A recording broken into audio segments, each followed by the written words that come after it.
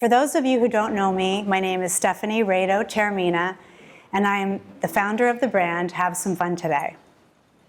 But to be honest, I never really gave those 4 words that my father said a second thought until he was laying in a hospital bed year after year, and he still said those words. That is when it started to have a real impact on me. When my father passed away, I processed the idea of my father being gone slowly and in a state of shock. I soon learned what my father meant to so many people over his lifetime. At the funeral, where more than 1,000 people showed up to pay their respects, I experienced what my dad and his positive spirit did for so many people throughout his lifetime. His former students when he was a teacher in the Catholic school system, his former athletes, who as a coach, even 40 years later, those athletes still keep in touch with my mom. His employees, who still get teary-eyed when they talk about his one-on-one kindness and positive influence on their lives. His golf buddies, who remember his unique way of looking at success and life. And of course us, his family, who were by his side while he persevered through all of the illnesses that eventually were too much for him. The next 2 months came and went. I was experiencing a lot of deeply frustrating events in my life, and I was searching for answers. Sometime in July, as I was doing my morning meditation practice, I had a vision. It was of a painting. It was a plain white background with 4 words, "Have some fun today." That was my light bulb moment. The next 5 minutes, an entire capsule collection of product ideas flashed in my head. A coffee mug, a cell phone case, a baseball hat, a t-shirt, a pillow, a tote bag. The next thing I did after that was call my mom. When she answered the phone, I said, "Mom, I'm going to start a brand." I explained what I was thinking, and she said, "Okay." That was 8 years ago.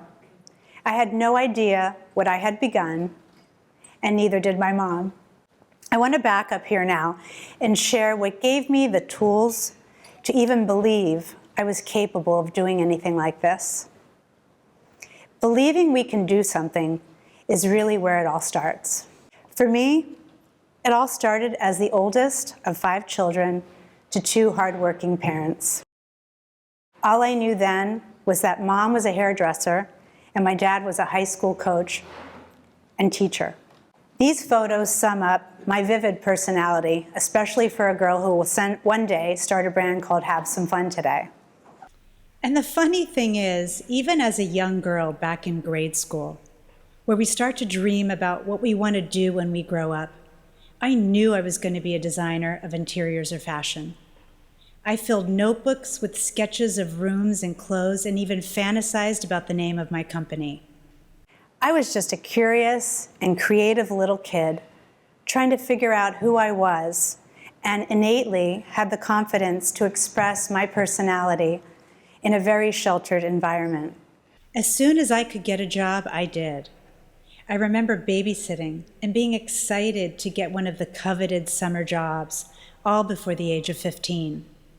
When I turned 16 and got my driver's license, I got a job at an eye doctor's office teaching people how to put contact lenses in their eyes. And having these jobs, they made me feel grown up. And I loved the feeling of accomplishment it gave me. My parents didn't make me get a job. I just instinctively wanted to, and I believe that is part of what drives my work ethic today. My dad started to sell life insurance on the side to provide a little bit more for our family.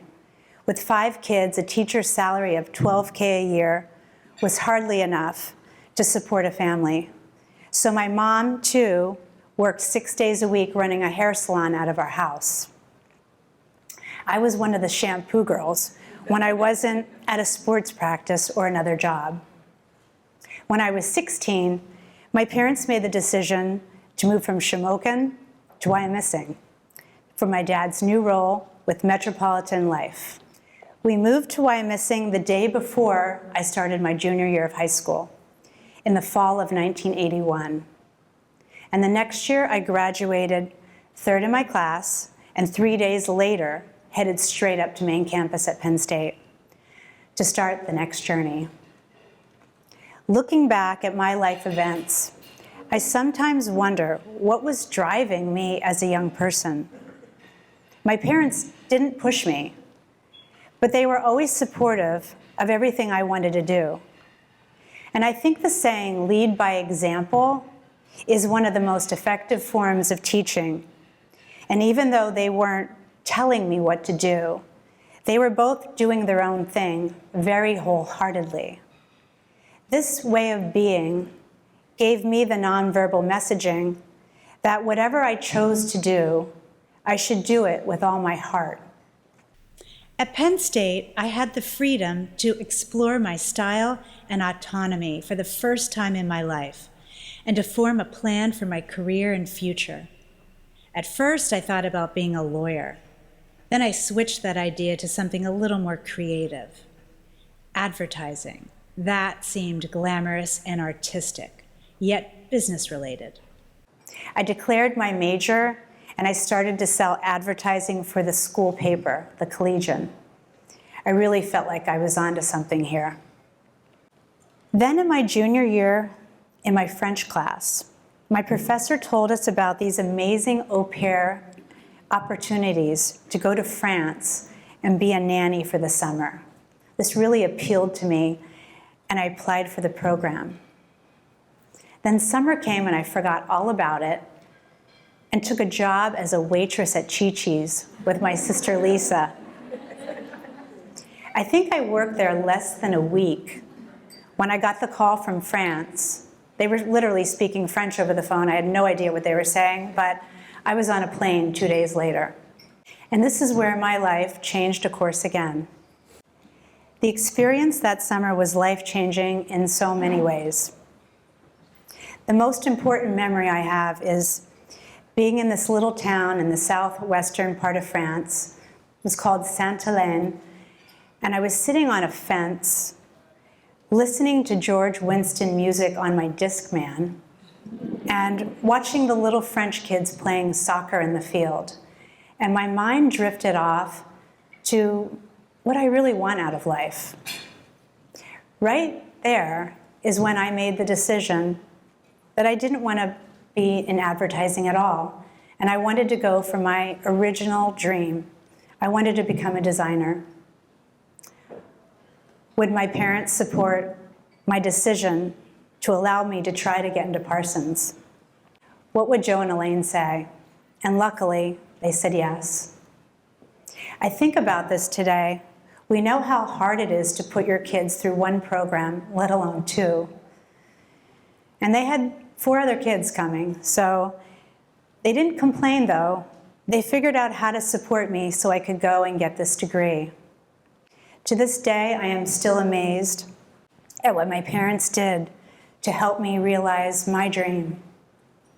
And I think it was especially important for me to understand the economics of my family, because given the circumstances, I valued the opportunity I was given so much more than if it had been easy financially. So I took my studies extremely seriously and really threw myself into the experience for the next 3 years. Parsons taught me how to transform my ideas and concepts into functional reality and deliver it in a presentable way from concept to creation. And because we had to undergo such rigorous criticism as a major part of the curriculum from the top fashion designers and professors of the time, I also learned how to detach from other people's opinions and to have confidence in my ability as a designer. So now I'm 25 and I'm a fashion designer in New York City. My first job was as an assistant to the head designer at Andrew Marc. For any of you who remember that brand in the 80s and 90s, they were one of the hottest outerwear brands around, and I hated it. At that time, I was so naive and young and really full of myself. I felt that being a design assistant was not what it was cracked up to be, even though in reality I knew nothing about the fashion world on 7th Avenue. But since this is what I signed up to do, I did it for the next 5 years, switching jobs, trying to find the right fit, learning the importance of office politics, but never loving my job, and eventually leaving corporate fashion altogether. In my career, I felt lost and unfulfilled. At this point, I was now married and living in Hoboken, New Jersey. I was frustrated with my experience in the fashion scene and wanted a way out. So my husband and I decided to leave New York City and see what life in southern Florida would be like. It was the summer and it was hot. Gianni Versace, Madonna, and other fashionable celebrities were making South Beach their new home, and it seemed like that could be our future. I remember the feeling of driving over the bridge into South Beach and feeling like this is it. But my husband and I were just not on the same page, and the opportunities I got excited about had no appeal for him. Funny thing is, there was a handbag company for sale at the time, and I thought this could be a great fit. But Gavin showed no interest, and so after a couple of months of nothing really coming together, we decided our adventure in Florida was over. I freelanced, commuted into the city, and was invigorated to start designing my own clothing and seeing where that could go. I had read about small brands popping up and that certain stores like Henri Bendel had certain days where you could go and present your line to the buyer. So that is exactly what I did. Important learning point here is that I had to struggle through many phases of life. I mean, I'm not even 30 yet. I didn't realize any of this at the time, but looking back, it is always the struggles we work through that helps us define who we are. So now I'm in my late 20s, sharing a home in North Jersey with my in-laws. And while spending time decorating the home with her, I became aware of a new area of design called home furnishings. Having always been around my mother's style and my grandmother's style, and now what my mother-in-law was into, I realized that I had quite an affinity for decor. So using my fashion education, I started to play with the idea of fashion, but for your home. I took regular fashion fabrics and created bedding ensembles. I created my first company at 29. I created a portfolio to show buyers by using a vintage brass bed and setting it up in my woodsy backyard, and photographed it with the various bedding ensembles I created. Very pre-Instagram. Then I reached out to the most well-known stores in the New York area for home furnishings, and I sold my line to the likes of ABC Carpet and Home, Portico, and even Gumps of San Francisco. I really thought I was finally onto something big. But as fate would have it, the big brands like Ralph Lauren, Donna Karan, and Calvin Klein entered the space, and little guys like me found it impossible to compete. The end of my Rado Limited Inc. came when I was in a meeting with the buyer at Saks Fifth Avenue. She was looking at my loungewear. I was 6 months pregnant, and I wasn't feeling well in the appointment. The buyer, an older woman, offered me some advice, sensing my condition. She said, "Enjoy your pregnancy and being a mom. You can always come back to design." So when I got home from that trip, strangely enough, I completely took her advice, and I closed my business, and I said hello to being a mom and embracing life now in Berks County. I devoted myself to being a mom and creating a beautiful home for my family. I used my skills as a seamstress and designer, as well as my sources, to make our home look like something out of a magazine. I had a daring flair with my interiors, as you can see. And some of the new friends I was making in my relocation to Berks County started to take notice. This led me to a new direction, interior design. Although I didn't set out to become an interior designer for the next 20 years, that is exactly what happened. It was not only a great creative outlet for me, but as a young mom, I could set my own schedule and hone my business skills. At this point, I'd say things were going okay in my life. However, I was still struggling with stress in my marriage and what the future of that would be. I decided that I wanted to have more structure, a steady paycheck, and less stress. So I took my skills and got a part-time job working for a mentor of mine, Marianne DeSegui, a top interior designer in the area I had met through a charity event I worked on. I worked at her firm, Interior Environments, for the next few years, learning new systems and getting a very different kind of exposure and experience that would help me tremendously as time went on. While having more free time in the evenings, I started to draw and paint again, and I started to become interested in exploring something I never really gave myself a chance to do before, and that was fine art. Reading had a robust art community, and the Goggle Works was an exciting place for artists to be seen and to work. And I was ready to have a go at that. I held many openings in the Goggle Works while I was there and enjoyed the community feeling. Right around this time, I decided to end my marriage of 17 years. And life suddenly handed me a full plate. I began dating for the first time in 20 years, and I moved out of the home I raised my girls in to forge a new identity as a working single mom. Often it wasn't pretty. I was judged and misunderstood. My kids and I lost people who we thought were friends, and I struggled deeply with who I was and how I was going to rise above what was happening in my life. At this time, I sought the help of a life coach to get some outside perspective, and I worked hard to establish a new independence about life. I hit my rock bottom emotionally, but that gave me a new perspective on compassion for others going through big life challenges, and I became spiritual.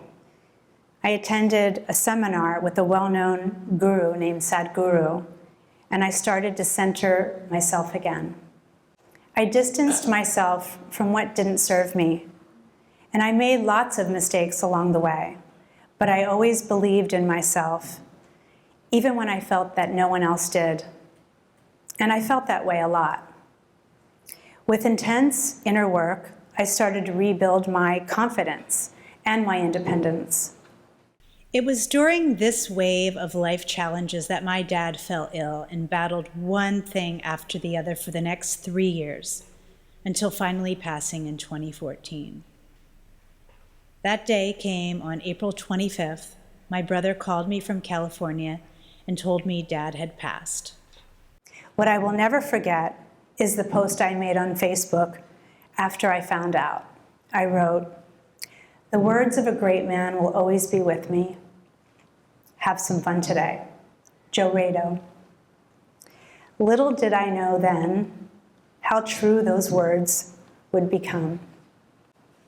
So 2 months go by, my family is grieving. You see, my dad was a great guy. He was charming, sincere, compassionate, confident, kind and capable. And now he left a big hole in our lives because he was everybody's biggest cheerleader. He was that guy that believed in you more wholeheartedly than you could ever believe in yourself. And now he was gone. Now let's go back to what I was saying before. It's a July morning. I'm having my cup of coffee, doing my gratitude practice, and I have the vision of the painting. Remember now, it's just a white background with 4 words, and it says, "Have some fun today." The next second, I'm visualizing the t-shirt that many of you are wearing today.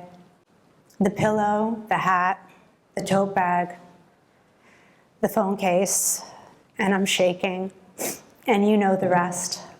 Now, what does one do when we have those light bulb moments? Because you all have probably had them before, or you will. Of course, it's exciting at first.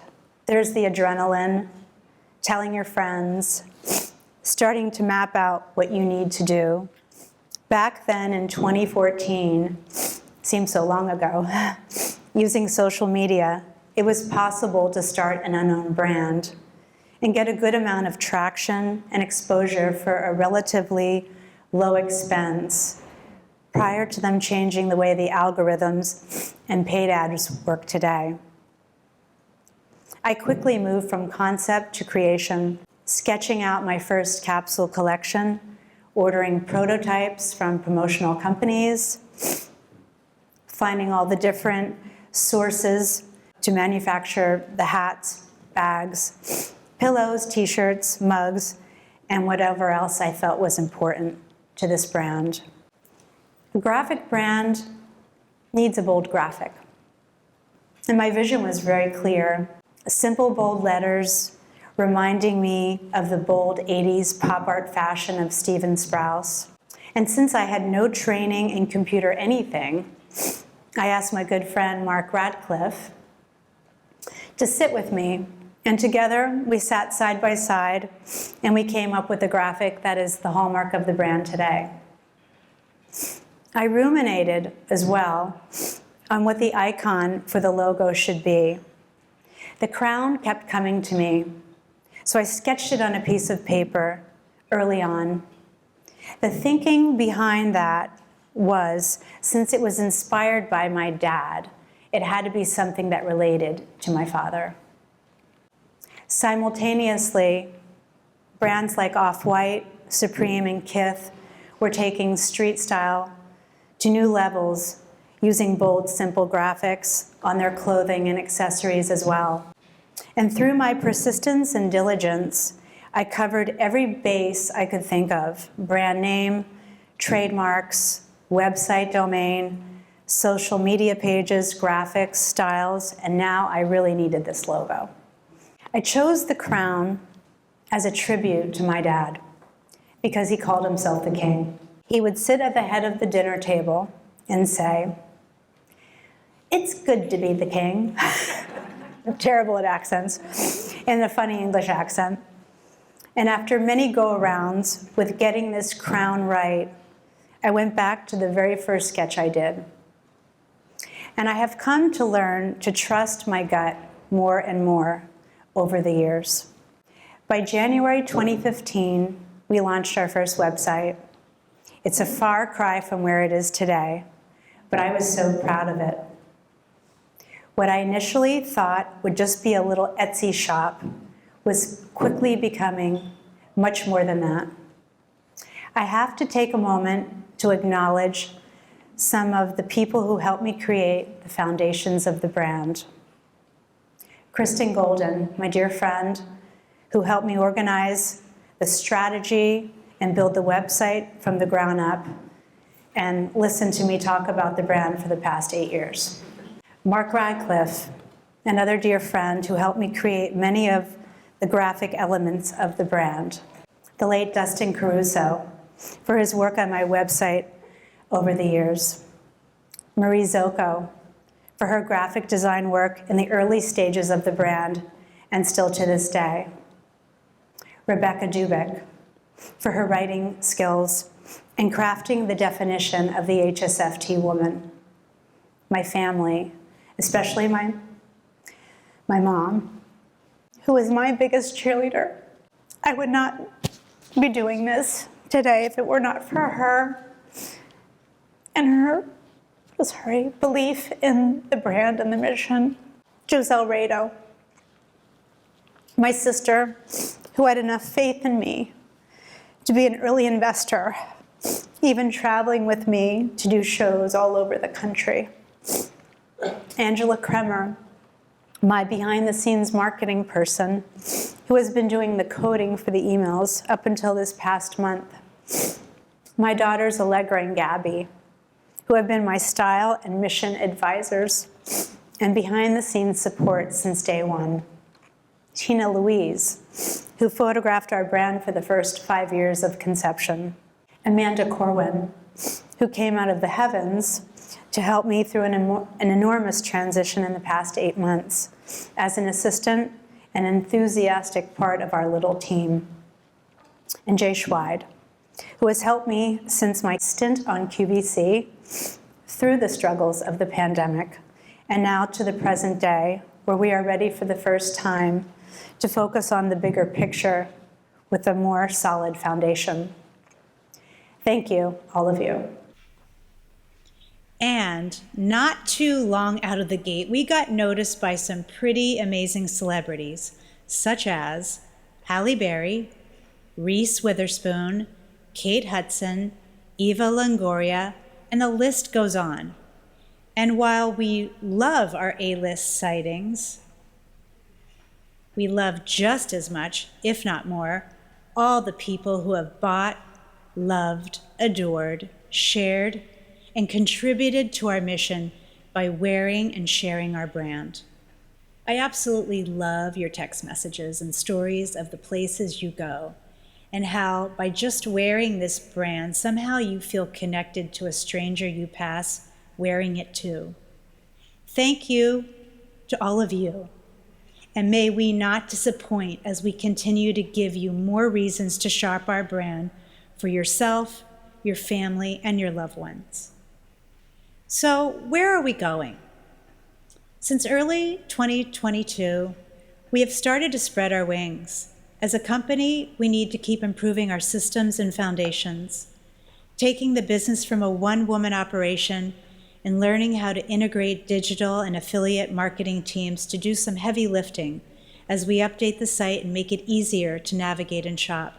We are currently diversifying our production capabilities by working with various manufacturers all over the world, including the USA, that align with our mission to provide a more eco-friendly product, be that sustainable, organic, recycled, or of natural materials. And we are realigning with my art background once again. I am producing our first micro collection of unisex tees, hoodies, and sweatshirts made of organic materials in the USA, all with my art on them in a limited edition series. We will eventually expand the brand into soft home furnishings, fine art, and NFTs. We are also going to be adding our first crown print into the line with 2 new bags made from recycled canvas, the crown print Elaine tote, and the crown print sling bag in 3 colorways, coral, yellow, and Perry, expected by late July 2022.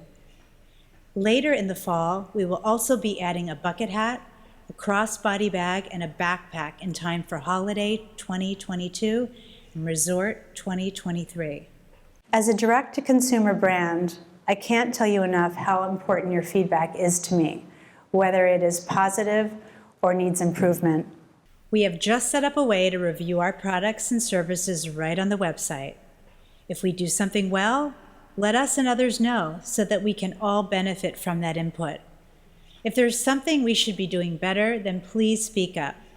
I want to know your thoughts and feelings about the brand and the ways we can do better.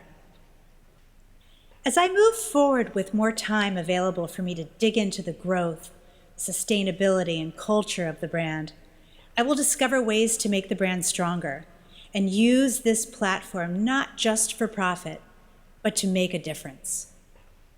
In closing, I want to reiterate that the idea of Have Some Fun Today didn't happen because the world needed another fashion brand. This brand was created because of the message and the meaning. My life happened the way it did with all of its twists and turns because that was the education I needed. In your journey, wherever you are, I hope that hearing my story today can help you remember that our challenges are here for a very specific reason.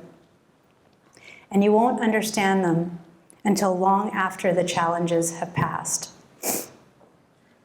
I believe each one of us has a specific purpose, and we all have gifts that make us unique, and that it is within each and every one of us to rise above great challenges. My challenge for you today is to learn to cultivate a trust in your gut instinct. At this crazy time in the world, let's do what we can to help each other. Let's look for the good in people and find appreciation for your life and what you have.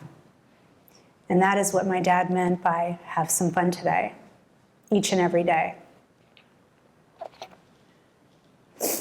I feel privileged to use my gifts and experience to create products that create goodwill in more ways than one. Our mission remains to make people smile. Thank you for inviting me here today. I hope you had some fun hearing my story. And happy birthday to my beautiful sister Susie, who's right here. Have some fun today. Thank you.